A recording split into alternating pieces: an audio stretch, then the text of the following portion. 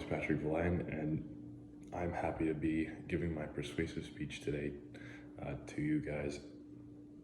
My speech will be the same topic as before in our previous speech. However, I'm using a persuasive speech format to kind of really detail and show and hopefully persuade some of you guys to check your own social media use and maybe exact some moderation in it.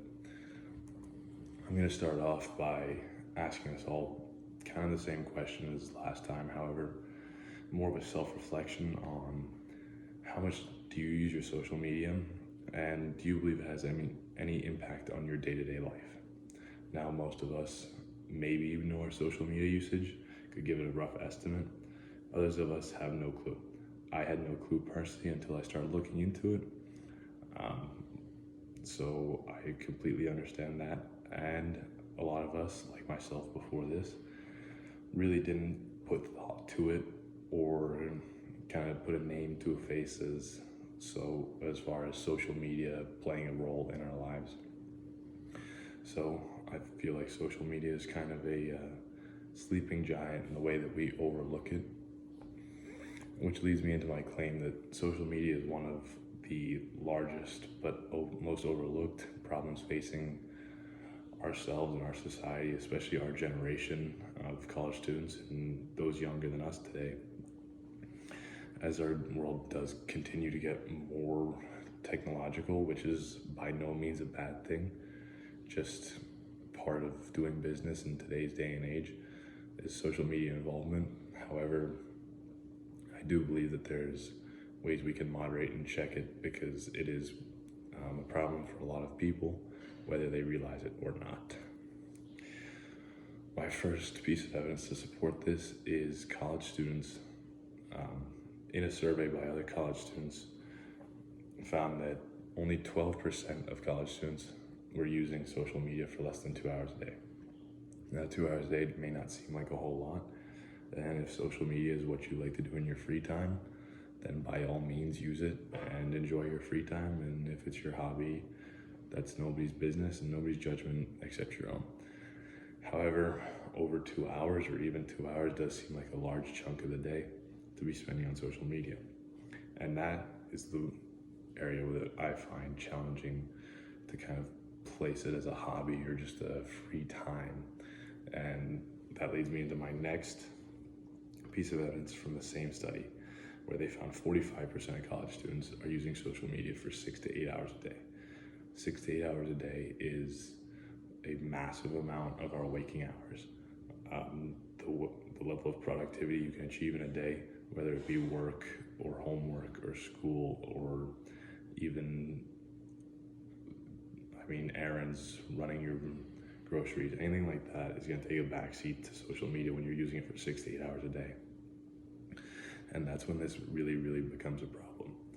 My own social media usage, so that I'm not kind of pointing the finger at everyone but myself here, was over the last 10 days, an hour and 57 minutes. So I fell under the 2 hour mark. However, an hour and 57 minutes is still, I would consider, an abnormally long amount of time to be spending on social media. And I therefore will be trying to use the same steps to dial back my own social media usage. The last part of evidence that I will bring to the table today to kind of convince you guys on the danger and the hidden danger of social media is a test done by the University of Michigan, in which they use the Iowa gambling test, which measures risk assessment using a deck of cards. And heavy social media users, so above your 2 hours, getting towards your 6 to 8 hours, or even your 4 to 6 hour users, we're testing along the same lines and even having very eerily similar results, to heavy drug addicts such as cocaine users, methamphetamine users, and opium users. Now, any drug addict will likely be looked down upon, and rightly or wrongly. However, social media addicts, I guess we can term them, are also displaying the same symptoms and the same characteristics in this test. And that's what I wanted to bring attention to, was just how deeply social media affects us, and the fact that none of us are realizing the effect on it, or it has on us. And then, so in summary, I just wanted to kind of point out what social media is bringing to us, and in the roundabout way that we don't realize its effect on us, especially in our day-to-day lives. I would have never, even before doing this, with kind of already negative thought of what social media brings to the table, I would have never assumed that heavy social media users were testing similarly to drug addicts in addiction tests or risk assessment tests. And that's just absurd to me, but at the end of the day, it makes sense. Whether it's a drug addiction or an alcohol addiction or a social media addiction, addictions are all the same, and they're all detrimental to our health and our safety and really our quality of life. So in an effort to improve that quality of life and an effort to fight the addiction of social media, I've come up with 3 steps that I believe are key to helping us kind of fight off social media and overusage and keep some moderation in check. The first suggestion I have is tracking your usage through the battery tab in settings. This will show you the battery percentage used by each app and show you the amount of time you spent on each app throughout the day or throughout the week even.